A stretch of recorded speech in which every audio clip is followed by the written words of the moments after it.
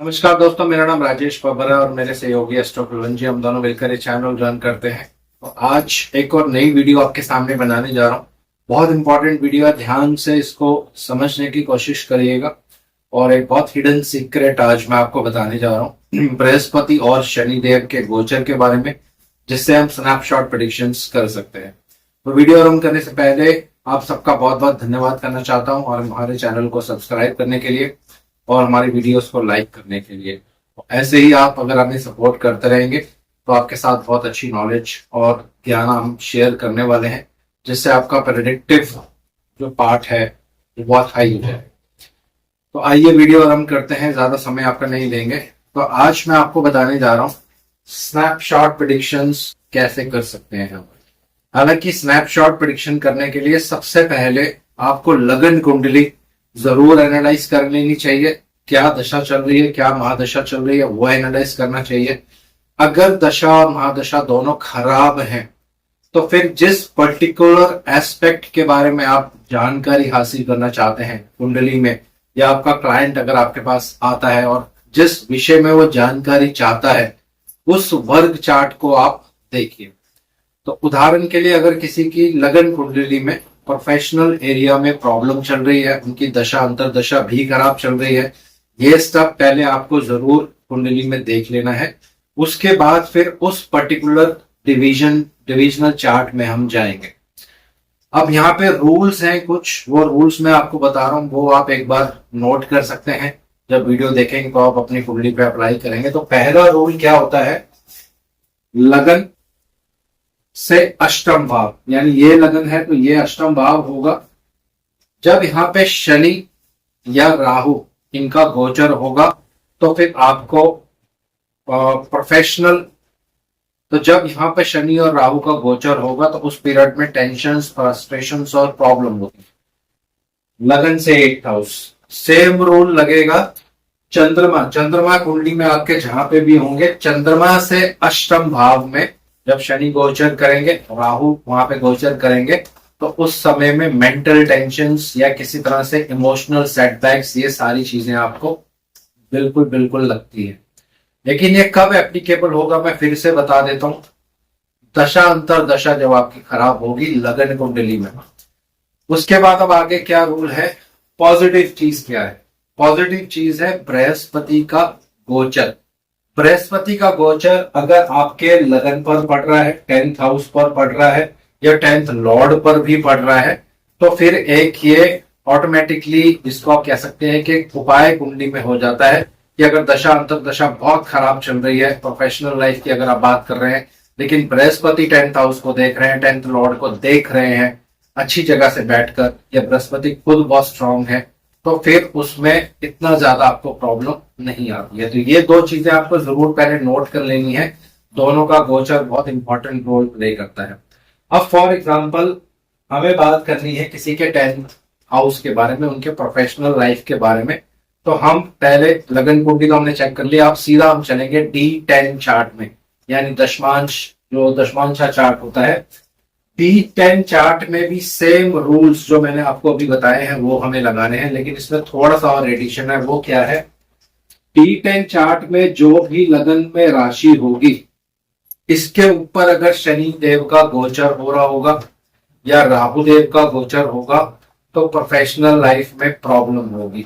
दूसरा, अगर D10 chart में चंद्रमा जहां भी होंगे आपके उस वर्ग कुंडली में, D10 की मैं अभी बात कर रहा हूं, तो चंद्र कुंडली से अष्टम में अगर शनि गोचर कर रहे हो, या चंद्र कुंडली के ऊपर गोचर कर रहे हो, उससे 12th में गोचर कर रहे हो, या उससे 2nd में गोचर कर रहे हो, ये 7.5 का इफेक्ट देता है। कुछ केसेस में आप ये भी ले सकते हैं, चंद्रमा से चौथे घर में भी अगर शनि गोचर कर रहे हो उस पर्टिकुलर वर्ग चार्ट में, तो प्रोफेशनल एरिया में सेटबैक लगता है, प्रोफेशनल एरिया में प्रॉब्लम देखी जाती है। लेकिन एट द सेम टाइम अगर उसी समय या कुछ समय के बाद बृहस्पति का गोचर आपके लगन को, यानी उस वर्ग चार्ट के लगन को देखे, 10th हाउस को देखे या 10th लॉर्ड को देख ले, तो फिर जो प्रॉब्लम है वो काफी हद तक कंट्रोल हो जाती है।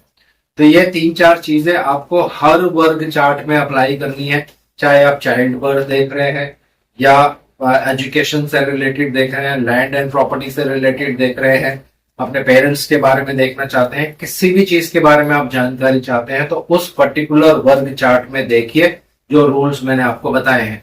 तो अब यहाँ पे आप 2-3 एग्जाम्पल्स लेते हैं समझने के लिए, ताकि आपको कॉन्सेप्ट क्लियर हो जाए।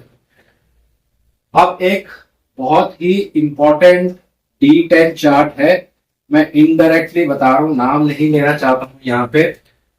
उनका चंद्रमा D10 चार्ट में 6th हाउस में है, और ये जो अभी पोजीशंस चल रही हैं सारी, अभी जो आप देख रहे हैं प्रोटेस्ट हो रहे हैं, बहुत सारी प्रॉब्लम्स आ रही हैं, ये उससे ही कहीं ना कहीं रिलेटेड है। तो चंद्रमा उस कुंडली में D10 चार्ट में, D10 चार्ट जो होता है, ये लगन कुंडली का 10th हाउस से रिलेटेड होता है। 10th हाउस गवर्नमेंट भी होता है, अथॉरिटी भी होती है, और सारी चीजें यहां से आप देख सकते हैं। तो उसी कुंडली का जो D10 चार्ट है, वहां पे चंद्रमा 5 नंबर में है, और वो भी 6th हाउस में है।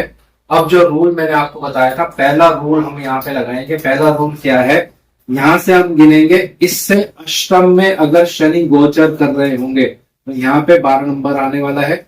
यहां से आप गिनेंगे 1 2 3 4 5 6 7 8। तो अभी आप देखेंगे शनि देव का गोचर यहाँ पे हो रहा है। तो जो रूल मैंने आपको बताया यहाँ पे बिल्कुल एप्लीकेबल होता है, और उस कुंडली में यहाँ पे सूर्य भी है, उसी कुंडली की जिनकी मैं अभी बात कर रहा हूं। आप इनडायरेक्टली समझ गए होंगे किस चीज की मैं बात कर रहा हूं। तो इस प्रॉब्लम की वजह से ये शनि का जो गोचर हो रहा है, ये बहुत ज्यादा अभी इमोशनल सेटबैक जो है वो गवर्नमेंट को लग जाता है, उनको प्रॉब्लम्स का सामना करना पड़ता है, किसी तरह से बहुत ट्रबल जो है इस पीरियड में देखा जाता है। सूर्य गवर्नमेंट के भी कारक है, लेकिन एट द सेम टाइम हमें बृहस्पति का गोचर भी जरूर देखना है। बिना बृहस्पति के गोचर को देखे आपको प्रेडिक्शन नहीं करना है। तो अब देखिए यहाँ पे बृहस्पति गोचर कर रहे हैं, ये बृहस्पति गोचर के हैं। तो ये जो बृहस्पति हैं, प्रॉब्लम्स तो बिल्कुल आ रही है, क्योंकि शनि प्रॉब्लम के कारक हैं। चंद्रमा से अष्टम में जब चलते हैं तो आपको इमोशनल ब्रेकडाउन, कुछ ना कुछ टेंशन, फ्रस्ट्रेशन, प्रॉब्लम से देते हैं। तो हम 10th हाउस की बात कर रहे हैं, क्योंकि D10 की बात कर रहे हैं, अथॉरिटी, गवर्नमेंट, इन सब चीजों में प्रॉब्लम।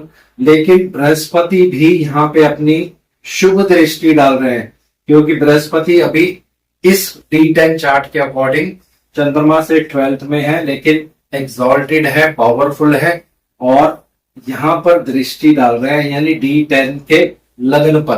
तो जो रूल मैंने आपको बताया था, अगर बृहस्पति हर वर्ग चार्ट के लगन पर, लग्नेश पर, 10th house 10th Lord, 10th house 10th Lord हम देखेंगे उस D10 के प्रोफेशन के लिए।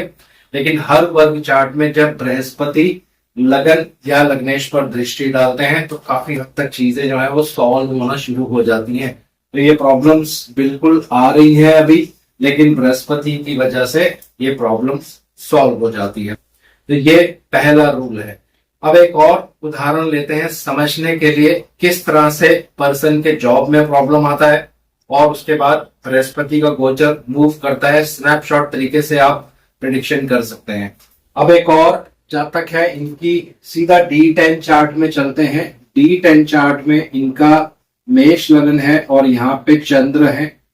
सेम रूल जो मैंने आपको बताया था, हमें स्नैपशॉट तरीके से देखना है। पहले लगन कुंडली एनालाइज कर लेनी है, वहां पे अगर आपको दशा अंतरदशा खराब दिख रही है, तो अगर वो पर्सन प्रोफेशनल लाइफ के बारे में पूछ रहा है, तो सीधा D10 चार्ट में आएंगे।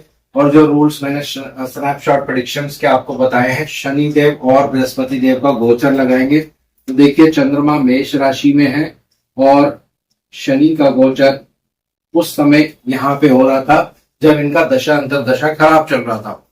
तो जैसे मैंने आपको पहले बताया, फर्स्ट रूल में चंद्रमा से 12th में हर वर्ग चार्ट में आप ये देख सकते हैं, जब चंद्रमा से 12th में शनि गोचर करेंगे वर्ग चार्ट में, तो ये प्रोफेशन का चार्ट है, D10 चार्ट है। तो प्रोफेशनल सेटबैक, जॉब लॉस, इन सब चीजों में प्रॉब्लम्स होती ही होती हैं। तो पर्सन की उस पीरियड में जॉब को लेकर प्रॉब्लम आ जाती है, जॉब चली जाती है। लेकिन कुछ टाइम के बाद हम देखेंगे कि बृहस्पति का गोचर यहाँ पे होने वाला है। और जैसे सेकंड रूल मैंने आपको बताया था, अगर D10 चार्ट में बृहस्पति आपके 10th हाउस या 10th लॉर्ड इस पर दृष्टि डाल देंगे तो ये आपके लिए एक नई अपॉर्चुनिटी लेके आता है, कैरियर में राइज होता है, नेम एंड फेम मिलता है, प्रमोशन भी आपकी हो जाती है। तो दोनों तरीके से काम करेगा। पहले शनि के गोचर में सेटबैक दिया, प्रोफेशनल एरिया में इमोशनल प्रॉब्लम्स आ गई, कोई बॉस ने तंग किया या एमसीडी कुछ भी प्रॉब्लम हुआ, तब तक अभी बृहस्पति यहाँ पे गोचर कर रहे थे। लेकिन जैसे ही बृहस्पति का गोचर चेंज होता है, बृहस्पति यहाँ पे आते हैं, 10th हाउस 10th लॉर्ड को देख रहे हैं, तो आपको एक नई अपॉर्चुनिटी, नई चीजें उस पीरियड में जरूर मिल जाती हैं दोस्तों। अब ये हर वर्ग कुंडली में एप्लीकेबल होगा, अलग अलग तरीके से आपको देखना पड़ेगा। D7 देखेंगे तो 5th हाउस भी देखना पड़ेगा D7 का। लेकिन जो सबसे इंपॉर्टेंट है वो है चंद्र और हर वर्ग चार्ट का लगन। इन पे अगर बहुत ज्यादा मेलेफिक प्रभाव होगा, उदाहरण के लिए आप D7 चार्ट किसी का देख रहे हैं, D7 चार्ट में लगन में ही अगर शनि का गोचर हो रहा है या चंद्रमा से 12th में गोचर हो रहा है या चंद्रमा के ऊपर ही गोचर हो रहा है और पंचम भाव या लगन पर किसी तरह से बृहस्पति का शुभ प्रभाव नहीं है, तो उस पीरियड में आपके चाइल्ड को लेकर प्रॉब्लम हो सकता है। या अगर आप चाइल्ड बर्थ की प्लानिंग कर रहे हैं तो आपको थोड़ा सा उसमें डिले करना पड़ेगा, क्योंकि ये प्रॉब्लम का पीरियड है।